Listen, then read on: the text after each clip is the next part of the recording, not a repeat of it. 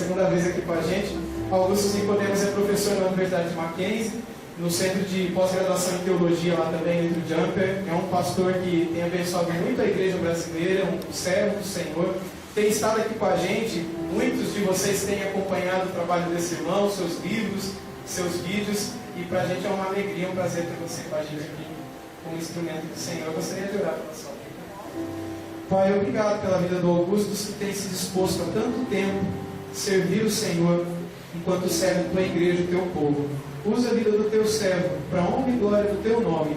Guarda a sua esposa que não pôde vir, guarda os seus filhos e faça dele nesse momento, ó Deus, um instrumento nas tuas mãos para nos santificar, para nos quebrantar, para nos transformar, enfim, usa-o segundo a tua vontade para a tua glória, em nome de Jesus. Amém.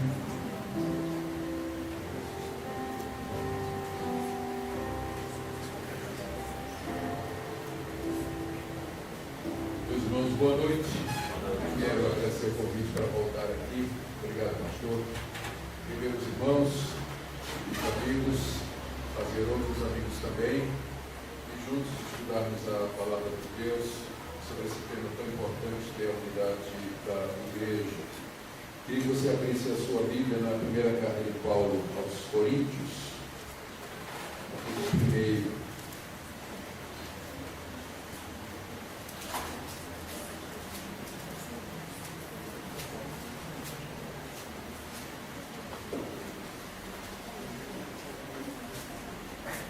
Deixe sua Bíblia aberta aí, nós iremos fazendo a leitura bíblica e a exposição da palavra que prossegue. Meu objetivo nessas 3 vezes que nós estaremos juntos é fazer uma exposição dos 4 capítulos iniciais dessa primeira carta de Paulo. O tema que unifica esses 4 capítulos, embora não apareça uma primeira leitura, é o tema das divisões que havia na igreja e as orientações que Paulo dá para sanar essas divisões. Nem sempre as pessoas se apercebem que esses 4 capítulos estão tratando desse assunto.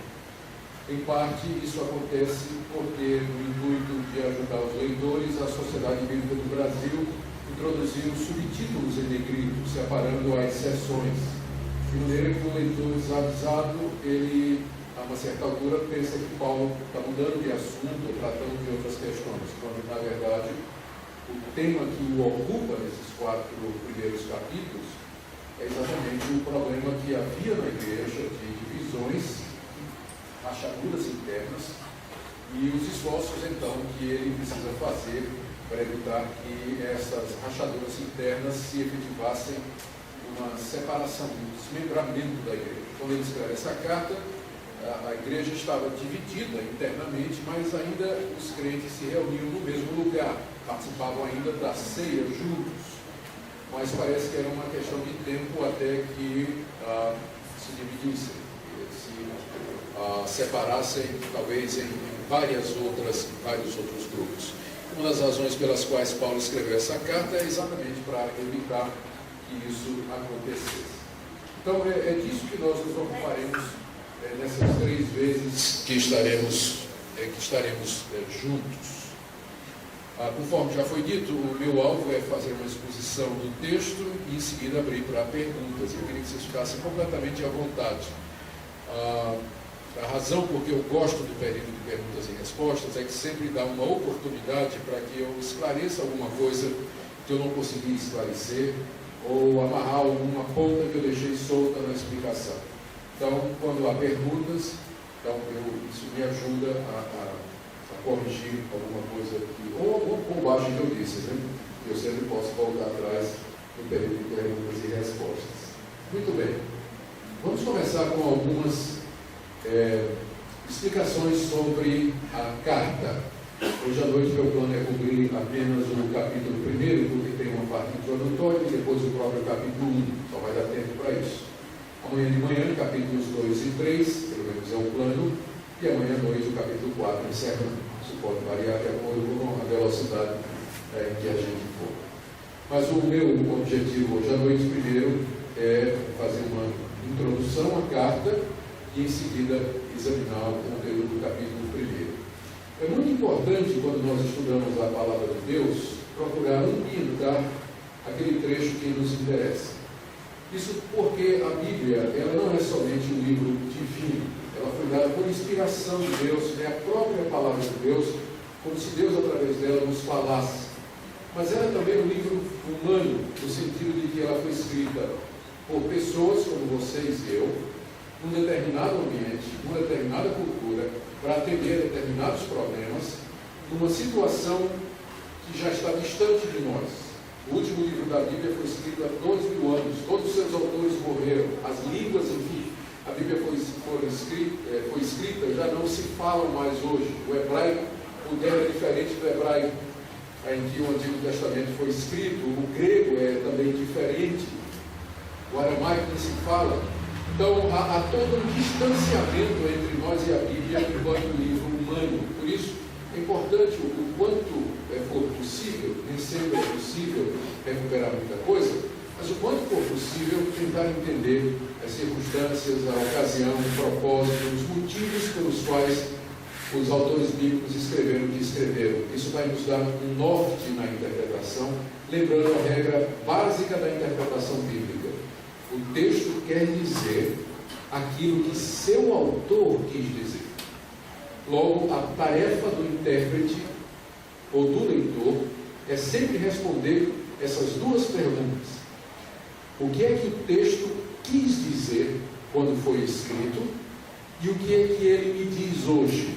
Você só pode responder a segunda pergunta depois que responder a primeira. Então, sempre a pergunta é essa: o que é que Paulo quis dizer aqui? Qual era a intenção dele? E é por isso que é importante esses estudos introdutórios, porque vão nos ajudar a responder esse tipo de questionamento. Bom, o que nós sabemos a respeito dessa carta é o seguinte: o autor é o apóstolo Paulo, como ele se apresenta no verso 1. Paulo, chamado pela vontade de Deus para ser apóstolo de Jesus Cristo, e o irmão Sóstenes. Pode até parecer uma bobagem dizer que o autor é Paulo, mas não é não. Se você acredita que Paulo escreveu todas as cartas que têm o seu nome no Novo Testamento, você faz parte hoje de uma minoria. Se você é professor de teologia, a maioria dos professores de teologia, pelo menos fora do Brasil, nos Estados Unidos e na Europa, acham que Paulo só escreveu 4 ou 5 cartas que levam o seu nome. E o resto foi escrito por um imitador, por um copista, alguém que se valeu do nome dele. Então, por isso que é importante, já de cara, dizer que não existe absolutamente nada nessa carta, na história da igreja, na arqueologia, na manuscritologia bíblica, que nos leve a duvidar da declaração inicial da carta, de que ela foi de fato escrita pelo apóstolo Paulo, que viveu há 2.000 anos, era um judeu, se converteu ao cristianismo e se tornou o maior propagador e teólogo da cristandade até os dias de hoje. Mesmo os mais liberais, com relação ao texto bíblico, admitem que a 1 aos Coríntios, de fato, é uma das cartas autênticas de Paulo. Para mim, todas elas são, estão no Novo Testamento. Mas até os liberais, nenhum liberal realmente duvida que Paulo escreveu essa carta que traz o seu nome. Um detalhe aqui que talvez não seja tão importante, talvez seja, que no capítulo 16, verso 21, há a menção de uma pessoa que ajudou Paulo a escrever a carta. E alguns podem se perguntar qual foi a liberdade que essa pessoa teve para escrever essa carta. Capítulo 16, verso 21, diz assim: a saudação escrevo eu, Paulo, de próprio punho. Ora, se ele escreveu a saudação de próprio punho, quem é que escreveu o resto? Então aqui entra a figura do escriba, do secretário, do amanuense. Talvez seja o irmão Sóstenes, que Paulo menciona no verso 1, Paulo e Sóstenes. Então a pergunta é: qual foi o grau de liberdade que Paulo deu a Sóstenes para escrever? Será que Paulo pegou assim o resumo e disse: Sóstenes, escreve aí, eu quero falar sobre isso, sobre isso, sobre isso e sobre isso? E então, como alguns bons secretários costumam fazer, o patrão, que não tem tempo para escrever, desenvolve o conteúdo da carta e depois simplesmente submete, o patrão dá uma lida e diz: tá bom, é isso mesmo, e assina. Ou então, Paulo ditou a carta, palavra por palavra, para Sóstenes. Os dois sistemas de cópia dos amanuenses, né, de taquigrafia, existia na época de Paulo, chamada a curta e a longa. Era usado, era um recurso comum. Na curta você dava apenas o teor que o escriba desenvolvia, e na longa você editava completamente. O que importa é que, ou de um jeito ou de outro, no final a carta é de Paulo, né, porque ele leu e concordou com ela. Eu creio que não há razão nenhuma para que Paulo tenha dado o esboço para que Sóstenes desenvolvesse, porque a linguagem é de Paulo, o vocabulário é de Paulo, o teor é de Paulo, os vícios de linguagem são de Paulo. Por exemplo, Paulo costuma começar um assunto, lembra de alguma coisa, para o que está dizendo, vai para aquele outro assunto e nunca mais volta para o assunto anterior. Você encontra isso aqui também, como você encontra na carta aos Romanos e assim por diante. Não tem razão nenhuma para duvidar de que a carta é legitimamente uma carta paulina, foi escrita por ele, de começo ao fim. Ele provavelmente editou, e o irmão Sóstenes então fez a escrita, e Paulo no final assinou com sua própria mão. Pelo que a gente sabe, essa carta foi escrita durante a sua terceira viagem missionária. O livro de Atos nos diz que Paulo empreendeu 3 grandes viagens ao redor da bacia do Mediterrâneo. Nessa sua terceira viagem, ele chegou até a cidade de Éfeso, onde passou 3 anos. E acredita-se que foi de lá que ele escreveu essa que é chamada a primeira carta aos Coríntios. Antes de chegar em Éfeso, ele tinha passado em Corinto, pregado o Evangelho ali, plantado a igreja e seguiu o seu caminho, como era a sua prática. Ele plantava uma igreja, organizar a liderança, depois de um tempo ele saía para plantar novas igrejas. Paulo não era pastor local, ele pastoreava localmente uma nova comunidade durante um tempo e depois seguia adiante para plantar novas igrejas. Era esse o seu chamado, fazia parte da sua vocação. Uma data aproximada aí é meados da década de 50. Você tem que lembrar que nós não podemos ter muita certeza disso, porque a datação de um livro antigo como esse vai depender da arqueologia, vai depender da reconstrução do cenário que ele fala aqui, vai depender de referências históricas. Por exemplo, lá no livro de Atos diz que quando Paulo estava em Éfeso, foi levado o caso dele diante de um determinado procurador. E aí nós vamos ter que comparar com a história romana para procurar descobrir quem era o procurador na época de Paulo, e aí achar uma data na cronologia do Império Romano para depois bater com o Novo Testamento. Então é um processo muito complicado, não perca tempo com isso. Isso aí é coisa para os teólogos e esse pessoal que, eu não ia dizer que não tem o que fazer, porque sempre a gente tem o que fazer, mas tem gente que faz tese de doutorado em cima disso, né? Tese de doutorado. Mas a data comum para a epístola é aí meados da década de 50, portanto, se for, fazia cerca de 20 e poucos anos que o Senhor Jesus tinha morrido e ressuscitado. Paulo ia ser convertido há uns 15 anos, talvez, uns 13 anos. Ele vai morrer daqui a 8 anos decapitado lá em Roma, mais ou menos daqui a 10 anos ele vai morrer decapitado lá em Roma, na Via Ápia. Então ele está na metade do seu ministério, mais ou menos, quando ele escreve essa carta, depois já na sua terceira viagem missionária. Os apóstolos, eles não tinham muito tempo para escrever. Eu acabei de dizer que o chamado de Paulo era para plantar igrejas, e mal acabava de plantar uma, já saía para plantar outra. E uma pessoa que está tão envolvida com isso, lembrando também que quando ele plantava a segunda, ele também ainda tinha que cuidar da primeira com frequência, né? Era o pai espiritual de muitas igrejas, de muita gente, havia uma demanda muito grande. Então essas pessoas, como Paulo, elas não tinham muito tempo para simplesmente sentar e escrever por escrever. Como a gente faz hoje no Facebook, no Twitter, no blog, né? Temos que fazer, então vou escrever alguma coisa no mural do Facebook. Então Paulo não tinha tempo para isso. Ele escrevia, usando a linguagem muito conhecida hoje, on demand, à medida que era demandado, à medida que as necessidades da igreja ou das pessoas demandavam uma orientação da sua parte. Então, ele arrumava um tempo, tinha uma amanuense, tinha alguém, e ele então sentava e escrevia ou ditava uma carta para resolver uma situação específica. É o caso aqui dessa carta que ele escreve aos Coríntios, ao que tudo indica. Ele recebeu informações de que as coisas não estavam indo muito bem na igreja de Corinto, que ele havia fundado antes de vir para Éfeso. Ele recebeu informações de membros da família de uma senhora chamada Chloe, é mencionada aí no capítulo 1, verso 11, que aparentemente era da igreja de Corinto.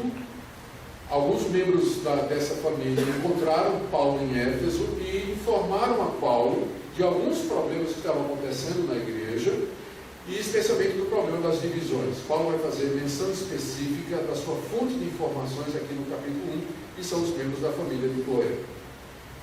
A gente lê no final da carta, no capítulo 16, verso 17, que Paulo está agradecendo uma oferta que foi trazida da igreja de Corinto por uma equipe, uma comissão composta de Fortunato, Acaico e Stefano, se não me engano. São 3 nomes aí. Tá? E essa comissão que trouxe essa oferta para Paulo, lá de Corinto, para Éfeso, uma viagem longa, provavelmente trouxe algumas informações adicionais com relação ao estado da igreja, que também não era bom, e ao que parece até uma carta com perguntas que os coríntios queriam fazer ao apóstolo Paulo. A gente sabe uma dessas perguntas, no capítulo 7, verso 1, Paulo diz assim: quanto ao que escrevestes, e aí ele passa a responder a pergunta. Então, juntando as peças, a ideia que nós temos, que se forma, é que, enquanto lá em Éfeso, Paulo recebe a visita dessa comissão da igreja, que traz informações: olha, Paulo, a situação da igreja está ruim, tem muita dificuldade, a gente trouxe aqui uma oferta para você, para ajudar no seu ministério, e tem também uma carta aqui com perguntas que algumas pessoas da igreja estão fazendo. E outras fontes de informações que nós não sabemos. Mas o quadro que se forma com as informações que Paulo recebe, a julgar pelo que ele escreveu aqui, é que a igreja estava de fato eifada de problemas. Isso faz da igreja de Corinto talvez a igreja mais complicada do Novo Testamento. Pode ser que tenha tido outra igreja com mais problemas, mas das que nós conhecemos e que está registrada no Novo Testamento, a igreja de Corinto é de longe a igreja que tinha mais problemas. Olha só a relação dos problemas que Paulo trata na carta. Estamos imaginando, por tudo isso que eu já falei, que se Paulo está abordando esse assunto na carta, é porque correspondia a um problema real que estava acontecendo na igreja, porque não tinha tempo para ficar escrevendo assim sobre hipóteses. Se um dia vocês tiverem um problema dessa natureza, não. Ele está escrevendo para tratar de um problema que estava acontecendo. E olha aqui a relação. Havia um problema de divisões na igreja, a igreja estava dividida, isso ele trata nos capítulos de 1 a 4. Há relatos de pelo menos 3 problemas morais na igreja que não estavam sendo tratados pela liderança. Havia um irmão que estava vivendo com a sua madrasta, a mulher do seu pai, vivendo maritalmente.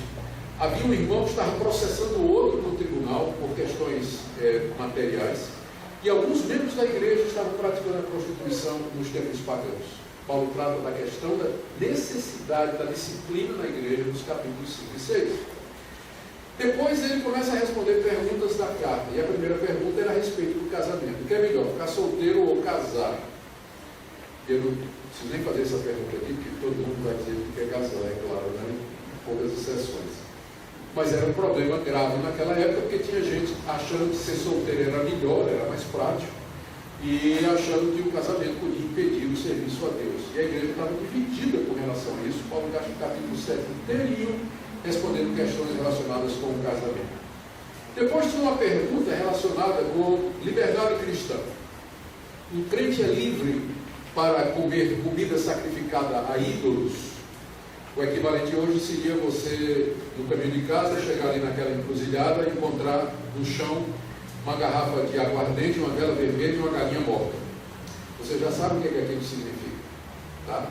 Você está com fome, não tem comida em casa e ali tem uma bela galinha.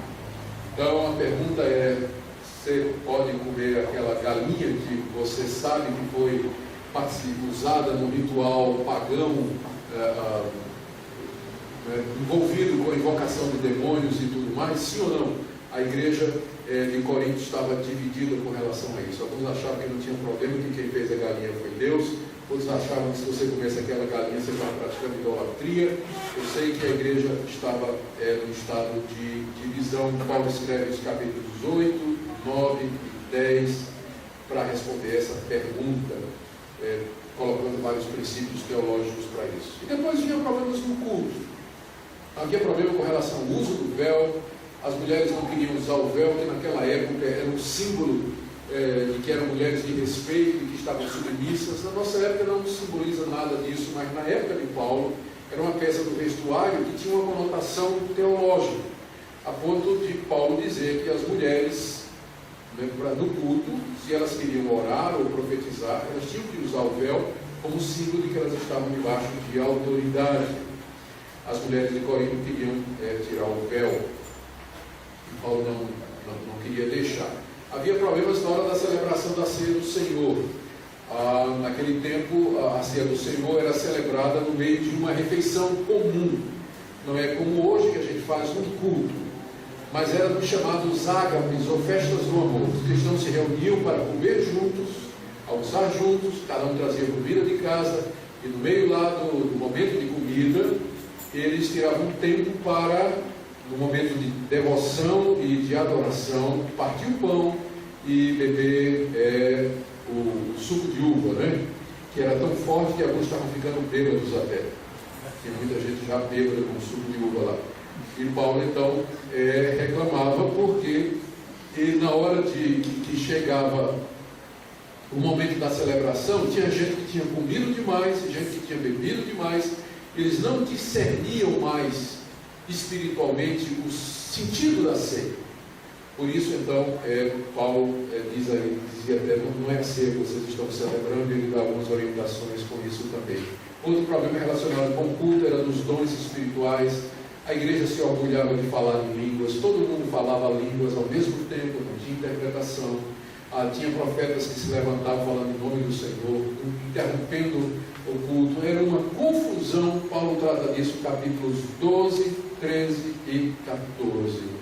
E no meio tem o capítulo 13, onde ele diz que ainda ele falasse em línguas, de anjos e homens, se não tiver amor, nada seria. Alguns consideram o capítulo 13 como sendo o capítulo central da carta, porque Paulo corrige o problema fundamental da igreja. A igreja pensava que era uma igreja espiritual, porque havia manifestações carismáticas na igreja. Mas todos esses problemas mostravam que uma igreja pode ter manifestações e ser carnal. Era a igreja mais problemática do Novo Testamento, e era uma igreja onde havia a manifestação de todos os dons espirituais. Paulo, então, no capítulo 13, coloca o caminho da verdadeira espiritualidade, que é a busca do amor, como sendo o fruto do Espírito que permanece para todo sempre. No capítulo 14 ele faz uma comparação entre línguas e profecia. E ele termina tratando de uma heresia sobre a ressurreição. Acreditem ou não, tinha um grupo lá na igreja que não acreditava na ressurreição de mortos. E você ainda reclama da sua igreja, né? Você ainda reclama da sua igreja. Imagine você ser membro dessa igreja ou pastor dessa igreja.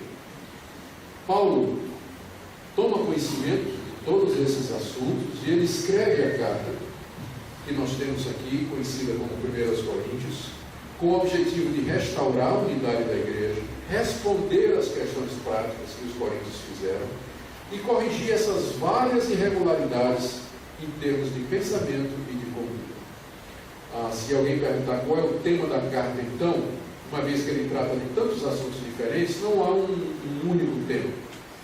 Como, por exemplo, a carta aos Colossenses, que você poderia dizer que o tema é a supremacia de Cristo, a glória de Cristo.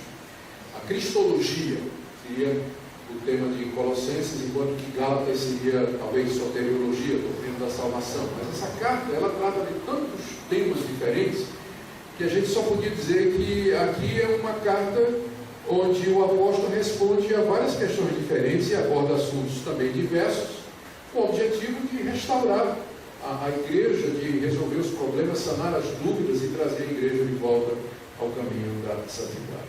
Já de cara aqui nós aprendemos algumas coisas. Primeiro, nós não podemos julgar um pastor ou um missionário, nem sempre podemos julgar o pastor ou o missionário pela qualidade da igreja dele. Porque quem fundou essa igreja foi Paulo. Tá? Se você fosse tirar Paulo por essa igreja, você ia dizer que ele era o pior pastor que já houve no mundo. Que não pastoreou, não tirou dúvida, não resolveu o problema, não conseguiu manter a igreja unida. Então, cuidado, antes de você projetar os problemas da igreja na figura do pastor, porque nem sempre isso é verdade. Você às vezes vai encontrar homens de Deus, tementes a Deus, que pegaram um abacaxi para descascar, que são determinadas igrejas que existem. Então, não faça essa relação precipitadamente. Às vezes é verdade, às vezes a igreja é a cara do pastor, mas nem sempre. Então, a igreja de Corinto nos ajuda a darmos o crédito do amor e sermos cautelosos antes de julgar os obreiros a partir do que a gente vê na igreja dele. Porque nem sempre o que está acontecendo numa igreja é por falta de alguma atitude do pastor, ou por alguma coisa que ele deixou de ensinar, ou por alguma coisa que ele ensina. A segunda coisa que a gente aprende é que, apesar dessa igreja ser tão complicada, Paulo não perdeu a esperança nessa igreja. Tem muita gente que, por muito menos do que isso, sai da igreja, vira um desigrejado e diz que a igreja é uma instituição falida. Paulo não desistiu da igreja. Você vai ver aqui, quando a gente entrar no capítulo 1, que ele chama a igreja de Deus, irmãos santos em Cristo Jesus, santificados. Então, não perca a esperança, ou não perca, é claro que a nossa confiança não está na igreja, mas não se desiluda com o estado da igreja, porque se no primeiro século, 25 anos depois da morte e da ressurreição de Cristo, já tinha igreja com esse problema, imagine depois de 2000 anos, o que você não vai encontrar? E não tem outra alternativa. Se você resolve se desigrejar, vai se juntar a um grupo, vai começar, eu dou 2, 3 anos, você vai estar igualzinho a essa igreja aqui. Porque o problema é a nossa natureza. O fato de que nós somos convertidos, de que nós somos crentes, fomos regenerados, não significa que a nossa natureza adâmica, pecaminosa, corrompida e inclinada ao mal, não significa que ela foi eliminada. Nós ainda continuamos inclinados ao mal, em que pese a presença do Espírito de Deus em nós e a nova natureza que Deus nos deu. E, infelizmente, às vezes ela prevalece e ela se mostra, e os problemas acontecem. Então, não desista da igreja por conta de problemas assim. Paulo não desistiu. Na verdade, a prova maior disso é que isso que a gente chama de 1 Coríntios, na verdade é 2 Coríntios. Aqui no capítulo 5 ele vai mencionar uma carta anterior. Ele diz, já em carta vos escrevi. E quando a gente chega na segunda carta aos Coríntios, ele faz menção a uma outra carta, que ele chama de carta forte, que ele escreveu para repreender a igreja de Corinto, que nós não temos aqui no cano. Então, na verdade, 2 aos Coríntios é 4 aos Coríntios. Fechando, o relacionamento de Paulo com essa igreja foi muito complicado. Foram, pelo menos, depois que ele fundou a igreja, 3 visitas, uma das quais ele saiu corrido de lá, da igreja, e 4 cartas, como prova de que ele não só era um missionário, evangelista, plantador de igrejas ou mestre, mas ele tinha um coração pastoral. Ele amava aquela igreja, amava aqueles irmãos, e ele não desistiu facilmente daquela igreja. Não sabemos o resultado de tudo isso, mas adiante a igreja de Corinto, ela some do mapa. A gente não consegue, pela história da igreja patrística, acompanhar bem o resultado do que aconteceu com a igreja de Corinto, mas a nossa expectativa é que aqueles irmãos tenham se corrigido, ou pelo menos corrigido uma boa parte desses problemas que nós encontramos aqui. Tudo bem? Então, isso foi a parte introdutória. Agora vamos para o capítulo 1, tendo já essa visão geral da carta, e vamos tentar, então, entender a carta. A primeira parte aqui vai do capítulo 1 até o verso que é o verso 9, eu botei 8 aí, mas então corrige, é o verso 9, que é a introdução à carta, que segue o padrão normal de todas as cartas. Versos 1, 2 e 3, o apóstolo Paulo se identifica, os destinatários e faz um voto. Paulo, chamado pela vontade de Deus para ser apóstolo de Jesus Cristo, irmão Sóstenes, a igreja de Deus que está em Corinto, aos santificados em Cristo Jesus, chamados para ser santos, com todos os que em todo lugar invocam o nome de nosso Senhor Jesus Cristo, Senhor deles e nosso. Graças a vós outros e paz da parte de Deus nosso Pai e do Senhor Jesus Cristo.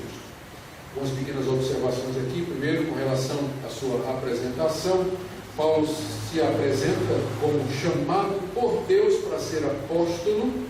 Isso era importante, havia sempre questionamentos, particularmente na igreja de Corinto, a respeito da autenticidade do apostolado de Paulo, comparações com os 12, com Pedro, com Apolo, que nós vamos ver daqui em diante, logo mais. Então, é importante que Paulo, ao se apresentar, ele reafirme a sua vocação. Ele é apóstolo chamado por Deus para exercer esse apostolado. E ele apresenta o irmão Sóstenes. Apesar de ser apóstolo, ele não segue uma carreira solo. Ele não tem qualquer problema em dividir a glória com o irmãozinho Sóstenes. Ao contrário de determinadas celebridades que querem construir no mundo gospel uma carreira solo, Paulo não tem preocupação em dividir a glória com o irmãozinho Sóstenes, que nada mais era do que o seu secretário. Isso aqui é Paulo que está escrevendo, e aqui comigo está meu irmão Sóstenes, e ele vai cumprimentar lá no final da carta. No verso 2, uma observação sobre os destinatários. Apesar de todos os problemas da igreja, como eu mencionei, veja só como ele se refere à igreja. Ele diz: vocês são igreja de Deus que está em Corinto. Vocês são santificados em Cristo Jesus, chamados para ser santos. E aqui já veja que a santificação é um processo. Paulo chama de santos, santificados em Cristo Jesus, pessoas que absolutamente estavam precisando de santificação. E como a santificação é um processo, não é a nossa imperfeição que vai dizer que nós não somos crentes. O que vai dizer que a gente não é crente de verdade é a falta de qualquer grau de santificação. Se não há o mínimo interesse, grau, crescimento na santificação, então faremos bem em perguntar se houve regeneração ou justificação. Porque uma vez que a santificação ela não é um ato, a salvação é um ato de Deus, pontilhado. Mas uma vez que a santificação é um processo, uma curva ascendente, então é de se esperar que nessa vida os crentes sofram altos e baixos, que eles lutem muito, cada vez mais, para se conformar à imagem de Cristo, que é o modelo e o alvo da perfeição. Paulo chama aquelas pessoas de santos, santificados, chamados para ser santos.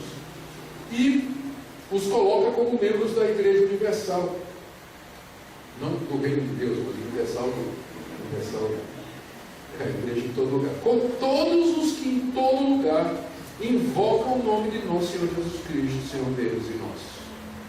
E aí o voto, que é uma oração, está aí no verso 3. Graças a vós outros e paz da parte de Deus nosso Pai e do Senhor Jesus Cristo. Era assim que as cartas eram escritas naquela época, né? Apresentação do autor, destinatário e um voto, uma oração.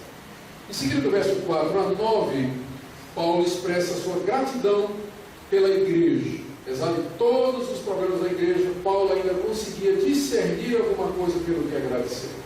E aqui a gente aprende com o apóstolo que nunca uma situação é tão ruim que não haja nada bom que a gente não possa agradecer. Às vezes para nós está tudo ruim, né? Nada presta. Só reclamação, só bronca, só problema, só crítica. Paulo escreve com a igreja com todo esse tipo de problema e ele ainda encontra coisa para agradecer a Deus. E testemunho para nós de atitude cristã. O que é que ele agradece a Deus? O que é que ele diz aí? Vou ler o verso 4 a 9. Sempre dou graças a meu Deus a vosso respeito, a propósito da sua graça que vos foi dada em Cristo Jesus. Porque em tudo fostes enriquecidos nele, em toda palavra e todo conhecimento, assim como o testemunho de Cristo tem sido confirmado em vós, de maneira que não vos falte nenhum dom, aguardando vós a revelação de nosso Senhor Jesus Cristo, o qual também vos confirmará até o fim, para seres irrepreensíveis no dia de nosso Senhor Jesus Cristo. Fiel é Deus, pelo qual fostes chamados à comunhão de seu Filho Jesus Cristo, nosso Senhor.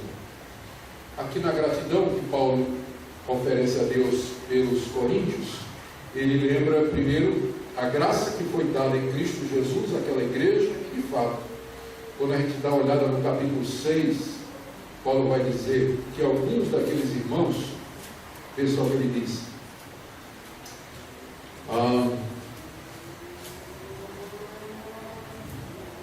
não vos enganeis, nem impuros, nem idólatras, nem adúlteros, nem afeminados, nem sodomitas, nem ladrões, nem avarentos, nem bêbados, nem maldizentes, nem roubadores herdarão o reino de Deus.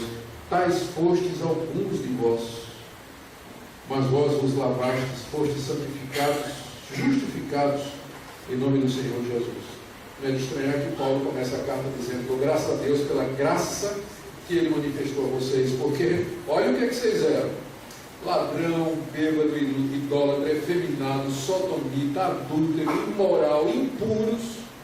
E Deus chamou vocês pelo Evangelho, perdoou vocês, transformou a vida de vocês e trouxe vocês para o povo de Deus. Por isso Paulo começa agradecendo a graça e a misericórdia que Deus estendeu àquelas pessoas. E naturalmente é a mesma graça que é estendida a mim e é estendida a você, porque é pela graça que sois salvos por meio da fé. Não vem de vós, é dom de Deus. No verso 5, Paulo também agradece, porque eles foram enriquecidos em toda a palavra e todo o conhecimento. Era uma igreja já de alguns anos, talvez já tinha 4 anos. Alguns pastores tinham passado por lá depois de Paulo, sabemos que Apolo esteve lá. Talvez outros obreiros estiveram lá. Era uma igreja que não era desconhecedora da palavra de Deus, e que tinha conhecimento de Deus, e Paulo então agradece por isso. No verso 6 ele diz que o testemunho de Cristo foi confirmado entre eles, então havia sinais de que era uma igreja verdadeira, que havia gente convertida lá, em que pese todos os problemas. No verso 7, eu sugiro aí que em vez de vos falte, a tradução seja não vos falta. Imagino que a NVI, ou a Bíblia na linguagem de hoje, já traduziu dessa maneira. Paulo, na verdade, está dizendo que não faltava nenhum dom espiritual na igreja. Era uma igreja que tinha sido agraciada com muitos dons espirituais. E Paulo vai mencionar o dom de línguas, profecia, ciência, sabedoria. Há 2 listas de dons aqui nessa carta, no capítulo 12, que reflete a riqueza dos dons espirituais que havia naquela igreja. E Paulo também, no verso 8, assegura a eles, versos 8 e 9, que Deus haverá de terminar a boa obra que começou. Pronto, introdução, agradecimentos, reconhecimentos, e agora, né? Mas, e aí vem a primeira paulada de Paulo, né? A primeira paulada dele na igreja, que tem a ver exatamente com o problema das divisões que nós vamos tratar aqui. Então vamos começar vendo qual era o problema, verso 10 a 12. Rogo-vos, irmãos, pelo nome de nosso Senhor Jesus Cristo, que faleis todos a mesma coisa, e que não haja entre vós divisões, antes sejais inteiramente unidos na mesma disposição mental e no mesmo parecer. Pois a vosso respeito, meus irmãos, fui informado pelos da casa de Cloe, de que há contendas entre vós. Refiro-me ao fato de cada um de vós dizer: eu sou de Paulo, e eu de Apolo, e eu de Cefas, e eu de Cristo. Paulo aqui nesses versos iniciais diz qual é o problema que ele vai tratar de agora em diante. E o problema é esse, é que ele foi informado pelos irmãos da casa de Cloe do estado sectário divisionista da igreja. É interessante que Paulo não tem medo de dizer a fonte. Às vezes a gente diz assim, né? Olha, eu vim dizer, alguém disse. Paulo, não, quem falou foi a turma da família de Cloe. Então, total transparência. Para que medo, não? Não é verdade? As pessoas têm que assumir o que elas dizem. Tem que assumir o que elas dizem. E Paulo não teve medo nenhum de dizer, olha, quem me informou foi o pessoal de Clói. Eu sei que muita gente ia dizer, dedo duro, né? Dedo duro, caboeira, como diz lá no Nordeste, já o caguete, né? Fica denunciando os outros. Não, tem uma hora que tem que dizer mesmo. E tem que levar o conhecimento de quem pode resolver, de quem pode dar um conselho. Às vezes a situação chega a um ponto que é necessário chamar uma terceira parte para intervir, para resolver. E nesse caso temos que agir por amor à igreja com muita franqueza. Paulo então tomou conhecimento dessa situação. A situação era uma situação complicada. Ele diz, olha o apelo que ele faz. Ele faz, primeiro é um rogo, é um pedido que parte do coração. Ele roga em nome do Senhor Jesus. Então aqui uma solenidade, uma gravidade muito grande a esse pedido, essa súplica. O que é que ele quer? Que falem todos a mesma coisa, que não haja divisões. A palavra divisão no grego aqui é cisma, que em outros textos da Bíblia é usado para se referir às rupturas de um vestido que se rasga, que sejam inteiramente unidos na mesma disposição mental e no mesmo parecer. Verso 11: eu fui informado de que há contendas entre vós. A palavra contendas aí é aquela que aparece lá em Gálatas 5 como uma das obras da carne. Contendas. Então, esse era o estado da igreja. A igreja estava discutindo, havia discussões, havia contendas, havia discórdia, provavelmente maledicência, havia desconforto, pessoas que provavelmente não estavam mais falando com outras, havia formação de grupos, havia exclusão de uns, exclusão de outros. A igreja se reunia no mesmo lugar, mas ela não estava unida. É claro que Paulo aqui não está dizendo que todos têm que pensar exatamente igual, porque na vida cristã, e não é difícil mostrar isso pela Escritura, há espaço suficiente em determinadas matérias para que as pessoas tenham compreensões distintas. Não se trata disso. Nós nunca conseguiremos todos ter a mesma opinião sobre todas as coisas. Então, mas não é esse o ponto. O problema é quando essas diferenças nos separam a ponto de virar bate-boca, virar discussão, polêmica e contenda, de forma que aquela unidade que deveria haver na igreja, ela se perdeu. É o caso da igreja de Corinto. Eles estavam divididos nas suas opiniões. Como eu disse, tem problema a gente divergir em alguns pontos. O problema é quando essa divergência leva à quebra da união. Há pontos fundamentais sobre os quais não tem discussão, que é o que forma a igreja de Cristo. Paulo mesmo aqui, no início da carta, ele falou de alguns desses. Falou de Jesus, nosso Senhor, falou de Deus, nosso Pai, falou da graça de Deus. São pilares da igreja. O Deus que existe e que graciosamente em Cristo Jesus nos salva pela sua misericórdia. Isso aí é inegociável, não é disso que está tratando aqui, mas é que, pela sua própria natureza, a igreja implica determinados elementos e práticas sobre os quais nem sempre vai haver concordância. Não vai mal. O problema é quando essa discordância leva à quebra da comunhão, quebra da confiança, quebra do respeito, quebra do relacionamento, quebra do olhar para o outro com tranquilidade, sem ter qualquer sombra que venha manchar o relacionamento. Quando isso acontece, então está na hora da família de Cloé ir buscar um Paulo para resolver o assunto. Que foi exatamente o que aconteceu aqui. Paulo fazia esse rogo aqui. No caso, no verso 12, as divisões eram causadas pela criação de grupos em torno de personalidades que faziam parte da história recente da comunidade. Refiro-me ao fato, verso 12, de cada um de vós, cada um, então parece que a igreja toda estava envolvida, cada um de vós dizer, eu sou de Paulo, eu de Apolo, e eu de Cefas, e eu de Cristo. Então aqui nós temos finalmente os detalhes do pomo da discórdia. A pergunta era, quem é o maior pregador? Quem é o maior teólogo? Qual é o mais importante? Paulo, sem dúvida, fundador da igreja. Não. Pedro é o chefe dos apóstolos. Pedro é o pastor da igreja de Jerusalém. Não. É Apolo, que esteve aqui depois de Paulo. É o pregador mais eloquente que já apareceu. Foi criado lá em Alexandria. E tinha um quarto grupo que dizia: vocês estão todos seguindo os homens. Vocês são carnais, nós somos de Cristo. E era o quarto grupo.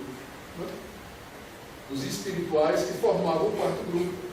Porque no fim, acaba se dividindo também dos outros. Você sempre vai encontrar na igreja um grupinho dos espirituais.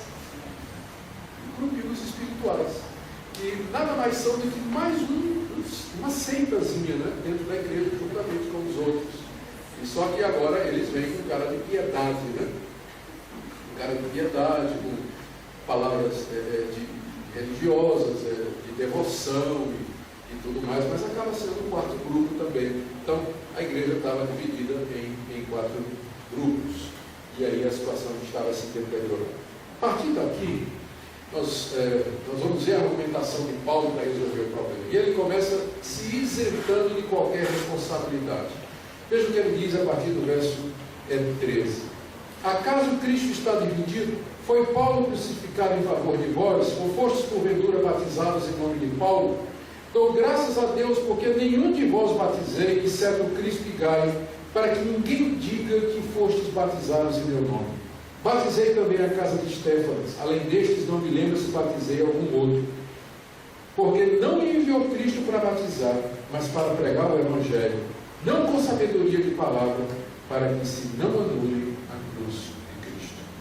O que Paulo está fazendo aqui é dizendo o seguinte: não fazia o menor sentido a criação de um grupo na igreja em torno dele, o fundador da igreja. Aquele grupo, eu sou de Paulo. Se aquele grupo se formou, foi apesar dos esforços que Paulo fez para que isso não acontecesse. Olha o que ele diz aqui. Ele começa perguntando: por acaso Cristo está dividido? Para que vocês, cada um pegue um pedaço e forme uma eclesiola in eclésia, uma igrejinha dentro da igreja.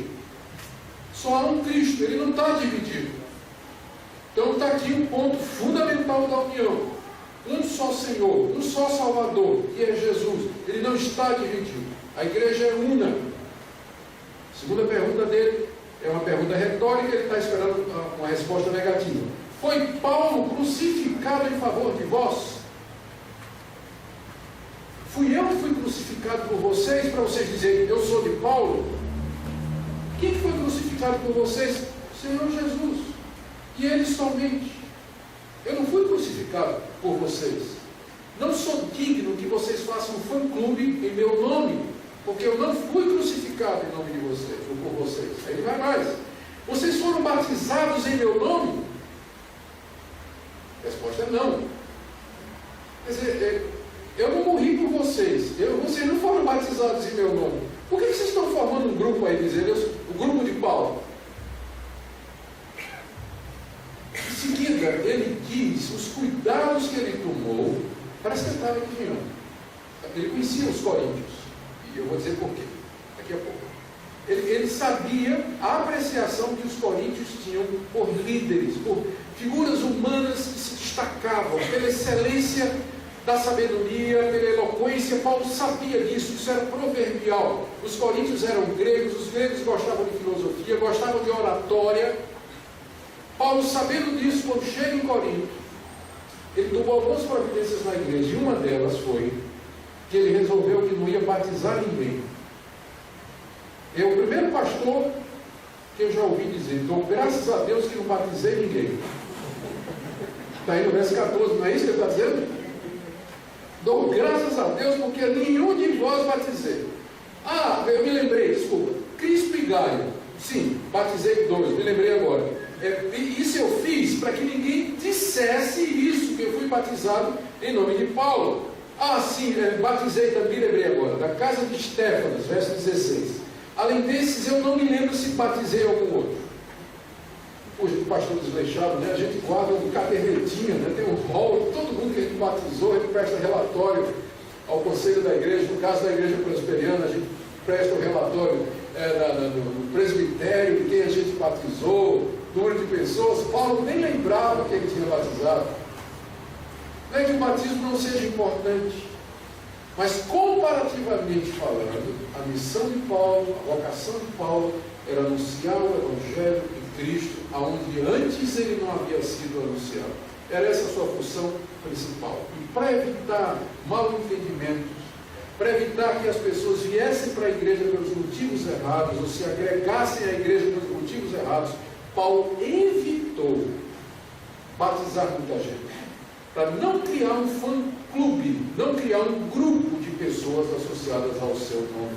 Parece que ele já estava adivinhando o que haveria de acontecer. E apesar de todos os esforços de Paulo, né, e das tentativas que ele fez, ou das medidas que ele tomou, ainda assim os coríntios acabaram formando um fã-clube de Paulo, né, criando esse grupo em torno da sua pessoa, coisa que ele abomina. Já aprenda aqui o seguinte: não é todo pastor que gosta desse tipo de coisa. Isso aconteceu contra a vontade de Paulo. E se perguntasse a Apolo diria provavelmente a mesma coisa, e Pedro também. Não é que é errado a gente gostar de determinadas pessoas, e do que elas escrevem, do que é que elas pregam, do que é que elas publicam, o exemplo de vida delas.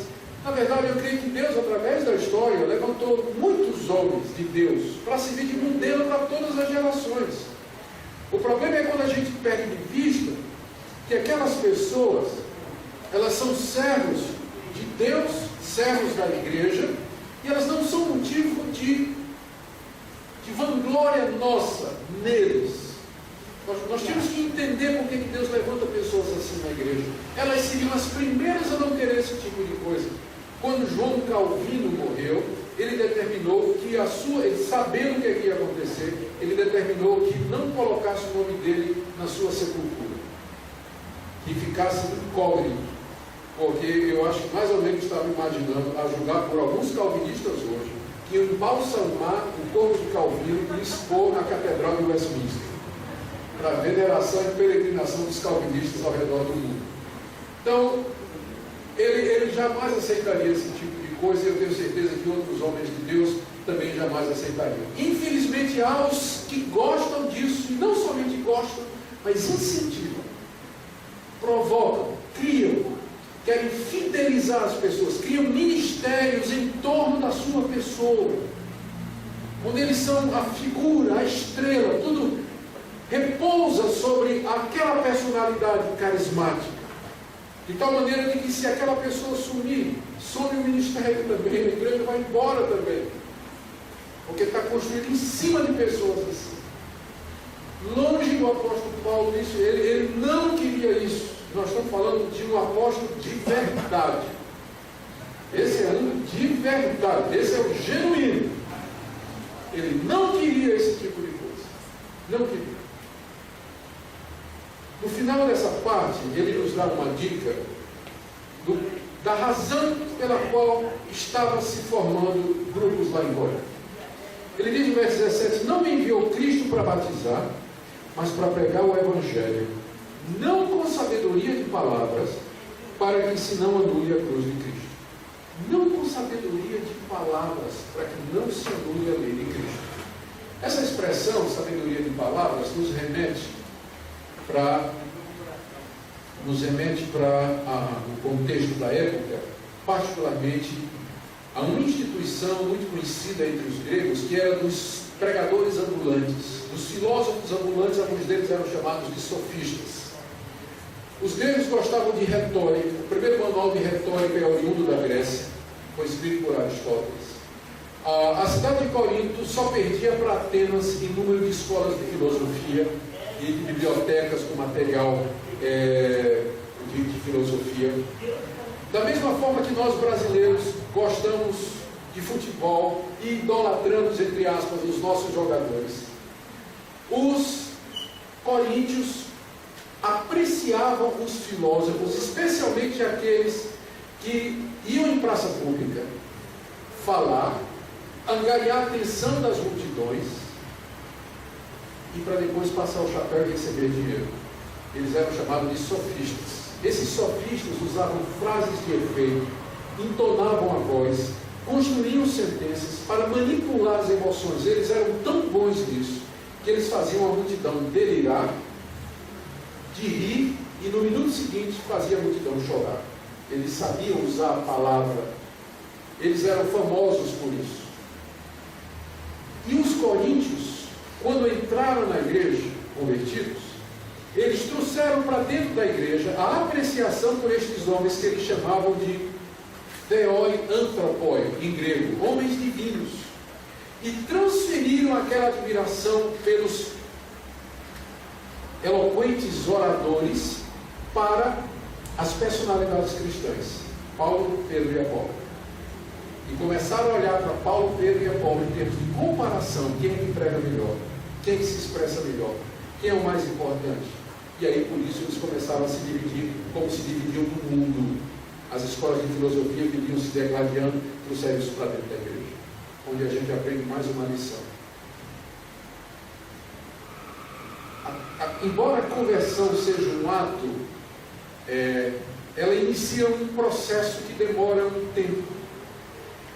Um novo convertido, ele foi perdoado, foi aceito por Deus, mas ainda vai levar um tempo até que ele comece a pensar como crente. Tem muita gente que entrou na igreja, mas ainda pensa em determinadas áreas como ele pensava antes. Um homem de negócios, por exemplo, quando ele se converte e entra na igreja, vai levar um tempo até que a visão cristã de mundo impacte a maneira como ele faz negócios, como ele lida com os negócios dele. Ele não vai mudar da hora para o dia. Um jovem que está acostumado, falava palavrão, por exemplo, via pornografia na internet ou uma série de outras coisas, ele foi alcançado pela graça de Deus. Eu espero que ele pare no mesmo dia, mas ele vai lutar, e às vezes leva um tempo até que ele consiga vencer aquilo ali. O caso dos coríntios é esse aqui. Eles trouxeram para dentro da igreja essa visão errada do que é uma liderança, o que são os líderes. Por isso eles estavam divididos, estavam causando dissensão dentro da igreja. E Paulo, então, a partir daqui, expõe 5 princípios. Não se preocupe, não vou expô-los hoje à noite. Já estou terminando. Vou só expor o primeiro, certo? E amanhã a gente continua. Paulo expõe alguns princípios, vai até o capítulo 4, para resolver esse problema da divisão. O primeiro está aqui. A cruz de Cristo é loucura para o mundo. Você me pergunta, por que ele começa falando da cruz? Você vai entender.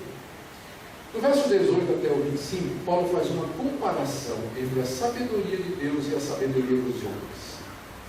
Por que ele está fazendo isso? Porque os coríntios apreciavam a sabedoria humana. Sabedoria que entenda filosofia, eloquência, cultura, capacidade. Paulo vai dizer que toda a filosofia, cultura, capacidade e filosofia do mundo, particularmente dos gregos, nunca trouxeram conhecimento de Deus. Na verdade, é um conhecimento confuso. E Deus, para confundir ainda mais a arrogância humana, manifestou a sabedoria dele de uma forma que para o mundo é loucura: um homem pendurado numa cruz. Na cruz, Deus executa o julgamento e a sentença sumária da soberba humana. Porque ele pega um de nós, pendura na cruz e diz: é por aqui que você vai ser salvo. Estou pegando um representante de vocês e pendurando na cruz. Vocês acham que isso é muita coisa? O que é que eu penso de vocês? Pendura na cruz. Acaba com o nosso orgulho e diz: você tem que se ajoelhar diante da cruz, olhar para esse crucificado e crer nele, e abrir mão da sua arrogância e da sua autossuficiência. Esse é o meu caminho, essa é a minha sabedoria. Ou seja, aquilo que os coríntios estavam valorizando é exatamente aquilo que a cruz de Cristo anulava. Estavam invertendo. Vamos ler agora? Certamente a palavra da cruz é loucura para os que se perdem, mas para nós que somos salvos, poder de Deus. Pois está escrito: destruirei a sabedoria dos sábios e aniquilarei a inteligência dos instruídos. Onde está o sábio? Onde o escriba? Onde o inquiridor desse século? Porventura não tornou Deus louca a sabedoria do mundo? na sabedoria de Deus, o mundo não conheceu por sua própria sabedoria, aprove a Deus salvar os que creem pela loucura da pregação. Porque tanto os judeus pedem sinais, como os gregos buscam sabedoria. Mas nós pregamos a Cristo crucificado, escândalo para os judeus, loucura para os gentios. Mas para os que foram chamados, tanto judeus como gregos, pregamos a Cristo, poder de Deus e sabedoria de Deus.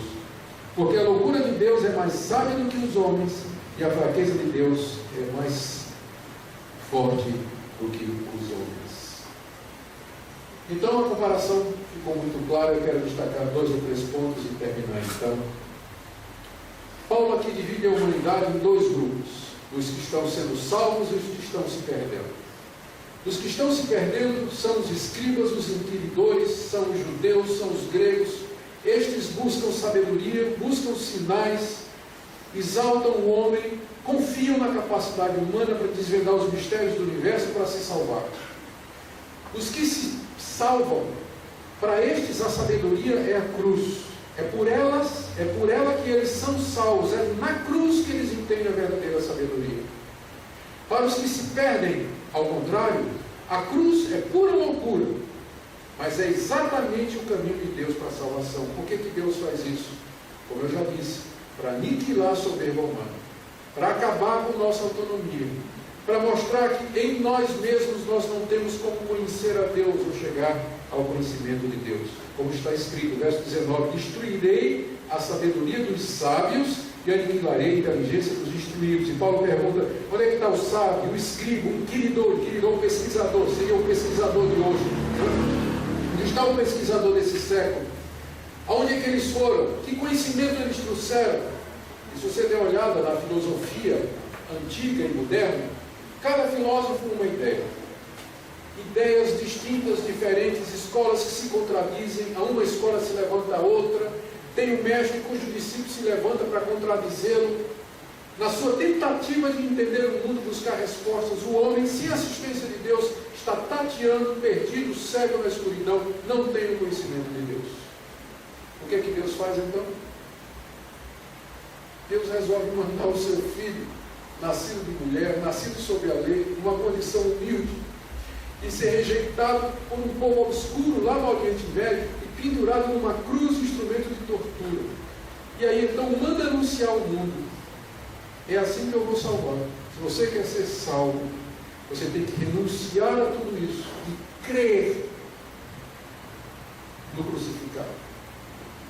A palavra da cruz é loucura para os que se perdem, mas para nós que somos salvos é o poder de Deus.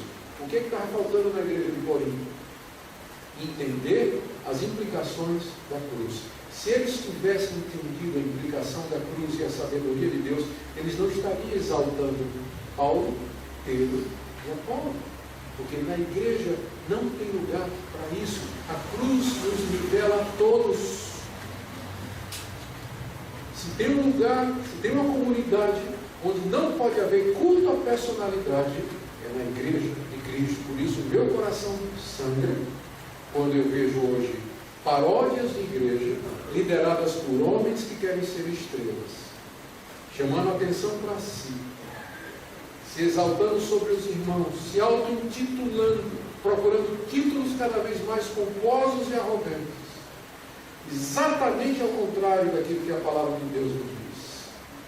A sabedoria de Deus é outra, o caminho de Deus é outro, é o caminho da cruz. E é por isso que a igreja estava dividida. Na raiz de toda divisão, da falta de unidade da igreja, está a falta de compreensão da cruz e das suas implicações.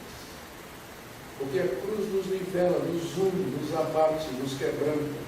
Porém, nela, igualmente todos juntos encontramos redenção, perdão e a base da nossa unidade. A falta de compreensão da cruz trouxe divisão na igreja de Corinto. E eu espero que isso nunca aconteça conosco. A cruz evita que nós nos exaltemos. E as divisões começam assim, quando nós nos exaltamos sobre os irmãos. E quando se perde o diálogo, a comunhão e a fraternidade. Aí então Deus contém esses desenvolvimentos. Amanhã veremos o final do capítulo 1, entrando pelo capítulo 2, vamos ver onde vai. pretendo terminar o capítulo 4 amanhã à noite. Se não der para o capítulo 4, chega até o 3, está de bom também. Bom, vamos orar? Senhor, dá-nos iluminação do Teu Espírito para compreender a profundidade desse ensinamento. A Tua sabedoria revelada na cruz, os gregos buscando sabedoria, os judeus pedindo sinais o tempo todo ao Salvador, e o Senhor respondendo com a cruz. Nos ajuda, Senhor, a nos humilhar diante do Senhor crucificado, agora exaltado, Senhor, de tudo e de todos. E pedimos que nos deis a verdadeira unidade, que sais as nossas diferenças. E se alguém aqui, Senhor, nessa noite, está separado do seu irmão, que aos pés da cruz haja reconciliação, que se veja o espírito de comunidade, de fraternidade, que deve caracterizar a igreja, em nome de Jesus. Amém.